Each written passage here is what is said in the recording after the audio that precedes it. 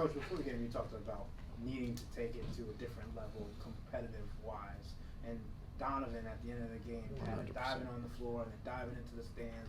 For your leader to be able to do that, what does that say about him? You know, you can, you have to back it up, right? You know, and we're all talking, you know, about rebound and physicality, compete level, all that, but when your best player does it and leads, and not just the end, right? I thought the whole game. What do you have? 12 rebounds? Like, you say, hey, come on, guys, we got to rebound. No, when you do it, when you take the lead, that's it. That's why we have 60 wins. And I'll group the other three guys in there: J.A., Darius, and Evan. Right? Like they weren't losing this game today, and but just we have great leadership. They get it. They get what this team needs, and they stepped up tonight. In the second half, you stuck with your starting lineup for a majority Yeah. of it. But speaking of just having everybody down the line to be able to play to that level, Max Strus wasn't making shots, wasn't getting a lot of points, but he had 6 assists. Yeah. What do you think about his facilitation and how you guys were able to use that lineup? Well, I did stick with them longer than normal. I stuck with especially Donovan and Evan in longer stints. And I was just thinking, man, this is a playoff game. Like that's what's going to be. The playoffs are going to be. You know, you're rolling. That group was rolling. You stick with them. I think it was game 42. I would have done the normal rotations, but felt like we had to go and get this one for a lot of reasons. Max is, Max, he's such a great competitor, and he's great at all the hit and handback stuff, and can get downhill, and he's probably the guy that throws it to J.A. the most in the roll, right, which is important for us. So, I should group him in with those four, the core four, because he definitely had great contributions tonight. Dan? I know that this isn't the end goal and there are still games left to be played, but you guys did reach 60 wins, third time it's happened in franchise history. Just where did you expect this regular season to go compared to how it has gone so far? I didn't expect 60 wins. I thought we'd, be fighting. Kind of my internal goal was like, can we improve from last year? If that's 1 win, great. If it's 2 wins, great. That was kind of where my mind was. But for this this team to take it to another level, kind of shatter that says a lot. And we're not done, right? We still got still can add to that. But told we got to celebrate this. It's not not the end goal, but we should take a deep breath and celebrate 60 wins. It's so hard to do in this league. It's it's a monumental task. So really happy for the guys. I know that his assist total wasn't something outrageous today, but do you feel as if Donovan's playmaking has taken a step up as of late? 100. I had someone say that, someone I really respect in the league from the Spurs. He came up to me and goes, man, Donovan, he's really evolved in terms of getting other people involved and playmaking and not just a scorer. I think in Utah he's score, and he is flipped out. He's at that kind of maturity level, mental level, where he can manipulate the game how he wants it, and he even turned down a few. The guys were on him on the bench, like, come on, man, like, shoot it, you're open, and but I think he was thinking, you know what, today I got to get everybody involved. I have to move it, and again, I would argue just probably for me his best all-around game all year. He did everything tonight, and showed great leadership as always. Joe? You were talking before the game about the need to balance and wanting to look at guys and lineups, and you guys came out today and played this way, and you played the guys that you played. Why today? Why was today? I mean, you said a minute ago that you really wanted this one. Yeah, So why today? I think that we were struggling a little, right? In terms of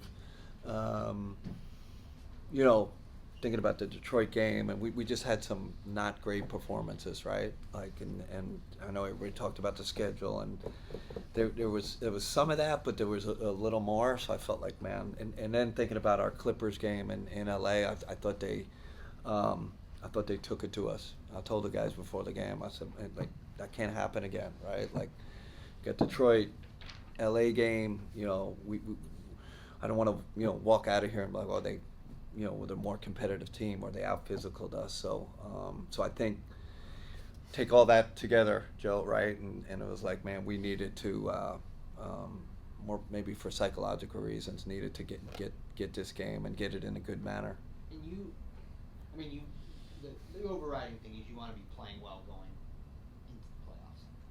So wherever you land with that is where you land.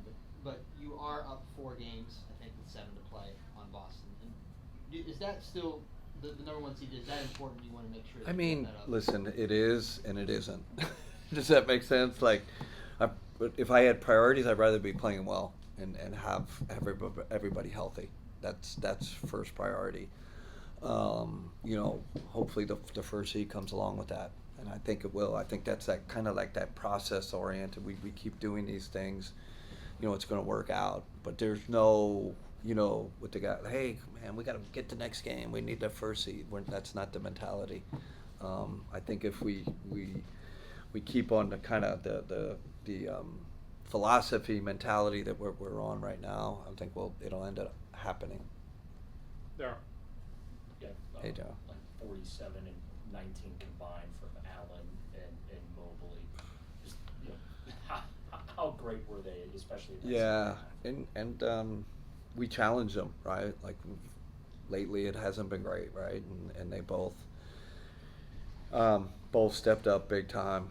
I loved how physical they were, especially offensively, right? We weren't kind of getting pushed off our spot. We weren't, just shooting floater. We were taking it to their bodies. We were pounding them on the boards. Zubac, who mentioned it before the game, and I didn't have 30 and whatever, right? And then Evan, Evan being able to stretch the floor like that, it changes everything. Like, it changes the geography of the court. It changes our spacing. He gets 6 threes up tonight, and really, really helped us. And you had talked a lot about the defensive rebounding in recent games, and how did you like the way the guys responded? You out-rebounded them on that end of the floor, 35-10. Led by Donovan Mitchell. Really, at the he showed the way, and we preach guard rebounding is important. It's not just Evan and J.A. and Tristan and Dean and you big guys, you got to rebound. It's the way the game is now with everybody doing this. Everybody coming to the boards. Guards got to rebound. I'm gonna check Donovan's defensive rebounding numbers for the year because I know when I checked him earlier, like mid-season, he was having his best defensive rebounding year. Like, it's important, and we've had slippage there. He, like I said, he showed the way tonight with that. Chris. Kenny, just how focused are you this time of year on results? I mean, like I said, we're process driven, but you hope the results come with how we're doing things, right? And I was thinking the game, if we end up losing because they started to come back, I wasn't going to be devastated. Like, I wasn't going to, man, we should have like I would have went in the locker room and said, man, I loved our approach tonight. Win, lose, or draw, because you don't know how it goes, right? Like Norman Powell having an incredible night, and Dunn's making threes. Like, you might lose a game like this. So in that sense, it's more like me being level-headed about what kind of product we put on the floor, how we approach the game. Of course, you love for the result to come with all that. You mentioned like feeling like maybe the guys needed this from a psychological standpoint. Mm-hmm. Did you sense a change in their psychological demeanor? I felt I don't know. I felt like we're more tonight. I felt like we're more focused. Like we were, compete level was higher, physicality was higher, focus was better, discipline was better. And I think the guys felt that, right? Like and we discussed it. We talked before the game. Like, we need to, it's time. We need to to get that to another level, and I think that's what we did. Gabrielle. Kenny, like the players get a rest, they get a chance to recharge. I've just been curious about you. It seems like you're always on. The guy speaker praises, obviously, basketball junkie. How do you recharge? Like, what's your process to sustain your pursuit of excellence? Yeah, I think like this week is huge, right? We have our feet, kind of feet on the ground. We got a great kind of week to get our rest, stick on our routine, get back to our routine, I should say, and it's huge because kind of what all of us do. And I always put myself in the same bucket as them. It's not like, hey guys, you got to get your rest. Hey, it's like, coach, we're in the same bucket. So I try to, practice what I preach. And I slept at 8 o'clock this morning. Like that never happens. And sometimes you're on the road all the time. You're just up at 6. You're just up. I don't know why. What's your ratio to like non-basketball? Do you watch a show? Do you like to get away, I guess? Yeah, I balance it with family. I didn't used to be that way. I was 24/7. I've become much more like Jared Allen, like, much more, balanced in my life and not, there was a certain point this morning where I just turned off the film. I'm like, I'm not watching any more film. This is, I took a walk around our neighborhood with my wife. It's like, you just have to know when to say when. So I've gotten a lot better at that. Last one, Jim. Kenny, you've rattled off a lot of reasons for why this team has been so successful this year: talent, unselfishness. What's your role in this? What's been your role? I'd say minimal.